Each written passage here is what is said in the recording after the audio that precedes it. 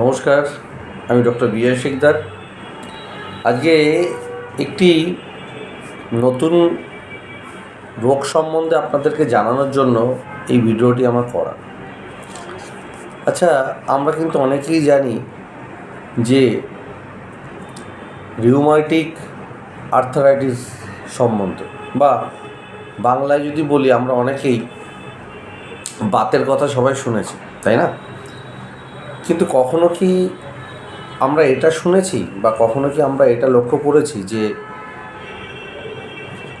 এই বাতের থেকেই জীবনে কত বড় সর্বনাশ আসতে পারে? অনেকেই বলবেন যে হ্যাঁ জানি তো, বাতের থেকে হাড় ক্ষয়ে যাওয়া বা কিছু, অনেকের আঙুল বেঁকে যায়, হাঁটুর লিগামেন্টগুলো, অনেক ডাক্তারবাবুরা বলেন যে লিগামেন্টগুলো নষ্ট হয়ে গেছে, হাঁটুতে হাড় ক্ষয়ে গেছে, মালাই চাকি ক্ষয়ে গেছে, হাঁটতে পারি না। এগুলো সবই তো বাতের জন্যই হয়। ঠিকই শুনেছেন, কিন্তু এখানে একটা জিনিস আমরা আপনাদেরকে বলতে চাই, বা আমি বলতে চাই, যেটা আপনাদের জানা খুব দরকার, সেটা হলো রিউম্যাটিক হার্ট ডিজিজ। এটা কি?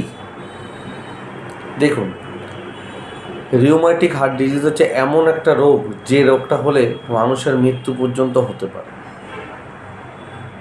এবার যদি আমি আপনাকে ডিটেলসে বলি, ব্যাপারটা একটু মন দিয়ে শুনবেন। সেটা হলো যে রিউম্যাটিক ফিভার আমাদের শরীরে অনেকেরই হয়। এটা কেন হয়? মনে করুন, আপনি হঠাৎ করে দেখছেন আপনার গলাটা ব্যথা, আপনি ভাবলেন ঠান্ডা লেগেছে। তারপরে কিছুদিন পরে আপনি ওষুধ খেলেন না, নিয়মিত গার্গেল করলে আপনি এটাকে ঠিক করার জন্য কোনো রকম কিছু আপনি নিজে থেকে প্রিভেনশান বা নিজে থেকে কোনো চেষ্টা করলেন না, আস্তে আস্তে দেখলেন গলাটা ফুলছে এবং দুপাশে, টনসিলের দুপাশে যথেষ্ট পরিমাণে ফুলেছে, আপনি ঢোক গিলতে পারছেন না, এবং আস্তে আস্তে ভিতরটা যেন ঘা হলে যেমন সাদা সাদা হয়েছে ওরকম হয়েছে। আপনি তখনও ভাবছেন যে এটা লবণ দিয়ে গার্গেল করলে হয়তো ঠিক হয়ে যাবে, কিন্তু আপনি এতটুকু টের পাননি ঘুণ করে যে এটা কিন্তু রিউম্যাটিক ফিভার। এবার কি হলো, আস্তে আস্তে আপনার গলা ব্যথাটা হয়তো একটু কমলো, কিন্তু পুরো শরীরটা বিষের মতো ব্যথা, তার সঙ্গে কখনো কখনো পেটে ব্যথা, কখনো কখনো আপনার বমির টেন্ডেন্সি বা বমি হচ্ছে। আপনি ভাবলেন যে আমার হয়তো খাওয়া দাওয়া উল্টো পাল্টা হয়েছে বা কিছু। বেশ কিছুদিন এইভাবে চললো, আপনি কোনো অ্যান্টিবায়োটিক কোর্স করলেন না, আপনি কোনো ডক্টরকেও দেখালেন না, ঘরোয়া টোটকা নিলেন। ঈশ্বর না করুক, হঠাৎ করে 3 মাস পরে বা 6 মাস পরে দেখা গেল আপনার বুকে কিনকিন করে ব্যথা করছে, কিংবা হঠাৎ করে আপনার বুকে খুব জোরে জোরেই ব্যথা করছে, আপনার হার্টবিটটা বেড়ে গেছে, কিংবা আপনার হঠাৎ করে আপনি মাথা ঘুরে পড়ে গেছে এবং ডাক্তারবাবুর কাছে গেলেন, ডাক্তারবাবু সব চিকিৎসা নিয়ে করে রিপোর্ট করে দেখলো আপনার রিউম্যাটিক হার্ট ডিজিজ হয়েছে, RHD। এই রোগটা যদি আপনারা না শুনে থাকেন, তাহলে আপনাদের জন্যই আমার এই আজকের এই প্রতিবেদনটা। দেখুন, শুরুটা কোথাতে হয়েছিল? গলায় ব্যথা। গলায় কি হলো? গলায় দুপাশে আমাদের দুটো টনসিল থেকে শুরু করে অ্যালভিওলা যা আছে সব কিছু আমাদের কি হলো, আস্তে আস্তে ফুলে গেল, আমরা কিছু খেতে পাচ্ছি না, এবং আমরা ভাবলাম এটা হয়তো ঠান্ডার জন্য হয়েছে। আমরা সেটাকে কোনো রকম কোনো ওষুধ, অ্যান্টিবায়োটিক বা কোনো ডাক্তার না দেখে নিজেরা নিজেদের মতো করে চিকিৎসা করলাম। এবার আস্তে আস্তে কী করলো, এই বাতের এই রোগটা, এটা আস্তে আস্তে পুরো শরীরের মধ্যে ছড়িয়ে গেল। এর মধ্যে আপনাদের একটা জিনিস জানা দরকার, এই যে পুরো ব্যাপারটা যে আমি আপনাদেরকে বলছি, এর মধ্যে কিছুটা মেডিকেল পার্টটা ঢুকিয়ে বলি। যেমন এই থ্রোট ইনফেকশান দিয়ে এটা শুরু হয়। এটা প্রথম শুরু হয় থ্রোট ইনফেকশান, গলায় ব্যথা, দুপাশে, গলার দুপাশে টনসিল ফুলে যাওয়া, সেখানে সাদা সাদা ব্যাকটেরিয়ার দ্বারা সেগুলো ইনফেক্টেড হওয়া। এখানে কিন্তু স্ট্রেপ্টোকক্কাস বলে এক ধরনের ব্যাকটেরিয়া থাকে, যে ব্যাকটেরিয়াগুলো কিন্তু এর জন্য একমাত্র দায়ী।